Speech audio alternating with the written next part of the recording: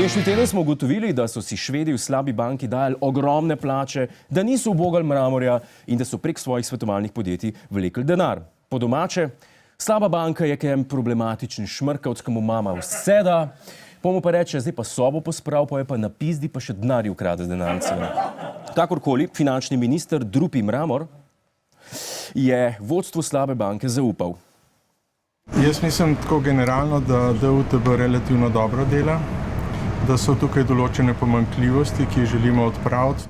Ja, Mramor misli, da DUTB relativno dobro dela, so pa pomanjkljivosti, ki jih je treba odpraviti. Najprej, first of all, bi rekli kolegi angleško govoreči.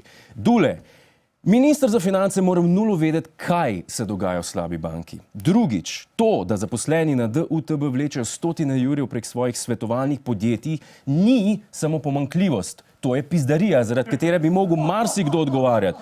Mimogrede, a veste, kaj dobite, vmesen joke, kaj dobite, če pošljete Torbjörna v zapor? Slabo danko.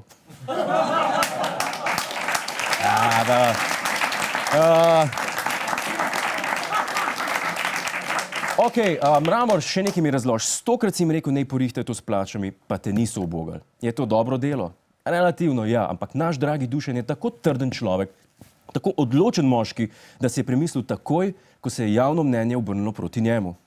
Prvi nadzornik slabe banke mora oditi. Tako je finančni minister Dušan Mramor danes komentiral včerajšnje izgovore Larsa Niberga, nezadovoljen je s pojasnili, ki so jih v slabi banki posredovali glede visokih zaslužkov vodilnih direktorjev in izplačili nagrad. Še več, Mramor pravi, da so ga v slabi banki zavajali. Ja, par dni zatem je rekel Mramor, da je čas, da Švedi spizdijo, užaljeno podrsu z nogo po pesku in dodal, da so ga nategnili. Bogi, Dušan, ne da je bogi. Finančni minister pa ga tako korok prinašajo. Predsednik upravnega odbora in škrat iz Hobita je pred dnevi opozoril, da je Mramor vedel za vse glede plač na DUTB. In če je to res, Mramorja boli patak za to, kar se dogaja, ali pa tak lulek, da ni upal ničesar ukreniti. Oziroma, dovolite mi, da vam razložim z animacijo. A vam lahko razložim z metaforo? Lepo prosim, vam lahko? Do it! Let's do it! Wow! Wow! No!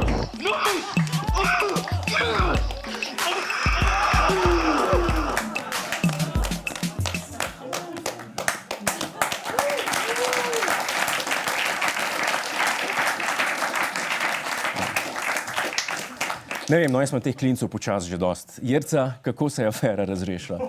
Vlada je pričakovano razrešila predsednika upravnega odbora DUTB-ja Larsa Niberga, malce nepričakovano pa je odpoklicala tudi njenega izvršnega direktorja Torbjörna Monsona. Švedi raus, tako je. Odjebite nazaj v tist mraz in nategujte koga druga. Se je pa vmes, ko smo vsi sovražili Švede, zgodila še ena svinarija z bankami. Nova Ljubljanska banka je bivšemu šefu KPK Dragu Kosu za svetovanje plačala skoraj 800 000 evrov. Zdaj jaz ne vem, a je on tudi Šved ali se je sam nalezil? Nekaj je. Spet se je izkazalo, da največ služijo tako imenovani svetovalci. In najbolj zabavno tukaj je, da so Kosov plačali več delovnih dni, kot jih je v enem letu. Več kot očitno zna Drago ukrivljati čas. Mene pa zanima, kaj točno je za NLB delu. Kosovo podjetje v NLB opravlja forenzične preiskave in ugotavlja razsežnosti bančnega kriminala pri podeljevanju tajkunskih posojil. Okej, forenzika se gre, okej. Kaj dela? CSI Drago Kos.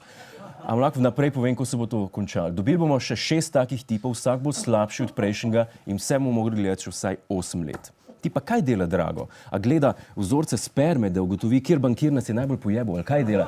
A išče, kje ga je banka zasrala, da bojo kaznovali kakšnega bankirja? Ker bodimo iskreni, kdaj je bil pa še kjer bankir kaznovan? Oziroma obsojen. Bankiri so bolj zaščiteni kot planinski zajc.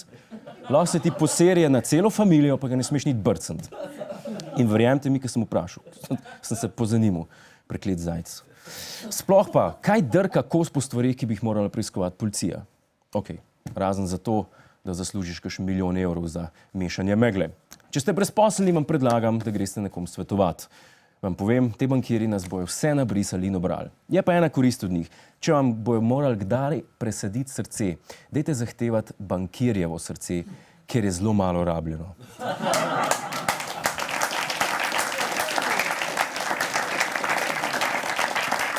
Kakorkoli, resnica je, da v vsakem primeru ne srkamo. A damo v slabo banko tujce, ki se sicer ne palijo na slovenske lobije, pa nas mimogrede nategnejo za par milijonov evrov, ali pa damo par Slovencev, ki so že večno pri koritu in tvegamo, da se vse sprevrže v še eno balkansko pizdarijo, kjer ves čas profitirajo eni in včasih drugi. V vsakem primeru bojo služili bankirji in njihovi svetovalci.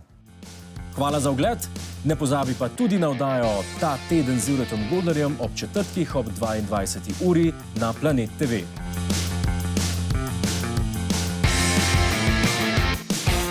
Hej tujec, polajkaj nas na Facebooku, posledi nas na Twitterju in naroči se na naš YouTube kanal.